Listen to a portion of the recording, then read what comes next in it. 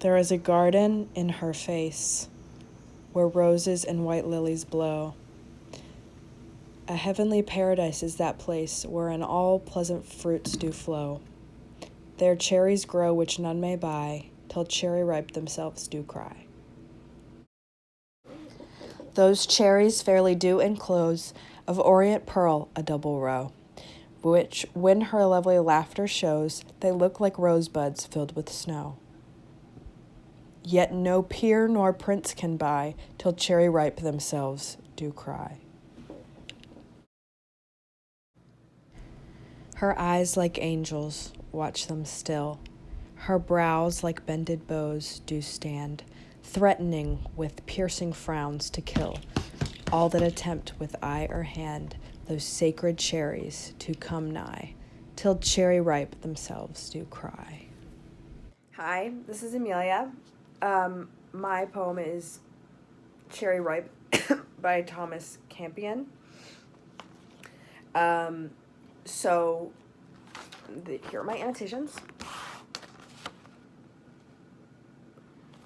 So to start, this uses a lot of literary devices such as anaphora and rhyme in the poetry. Each stanza has, at the end of each stanza, he says, till cherry ripe themselves do cry, over and over again, and that's kind of just to emphasize, it's to emphasize the meaning of that, which is basically nothing is going to happen unless she lets them. So when cherry ripe is talking about her lips when she decides that somebody can touch her lips. So I'll go more into that in a minute. And he uses rhyme, face, blow at the end of each line.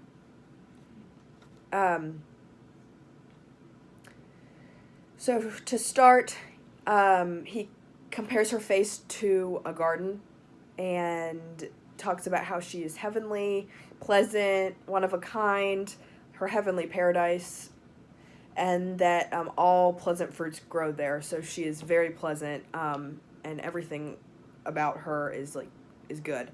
But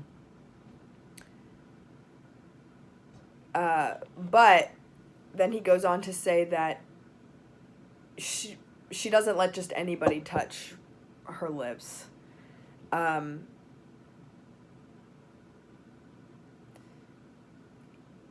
Until she allows somebody to. So not anybody is just allowed to touch her lips, her cherries, essentially, until she says so, which is till cherry themselves do cry. And then it goes to talk about how of those cherries fairly do enclose of orient pearl a double row. So the lips are her cherries, or her lips are the cherries, and the double row is her teeth, so double row of teeth. And when she laughs, they look like rosebuds filled with snow. So when she laughs, when she smiles, when he can see the face. Yet, no random person or even a prince can buy them. So not just anybody can touch them unless she decides that they can, until cherry ripe themselves do cry. And then in the next stanza, he goes on to explain that her eyes are like angels, which gives this emphasis of innocence, because angels are usually very innocent and godly, you know. Her eyes like bended brows do stand, threatening with piercing frowns to kill all that attempt with eye or hand. This part, when he starts talking about the brows, this kind of gives the impression that she has very strong, defined eyebrows that would metaphorically kill someone that tries to touch or look at her lips. So it tries to kind of take her in a sense before she gets, or before she can tell them not to. Till she, or before she can tell them that they can.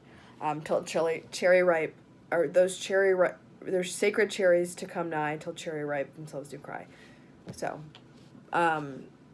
she has to let them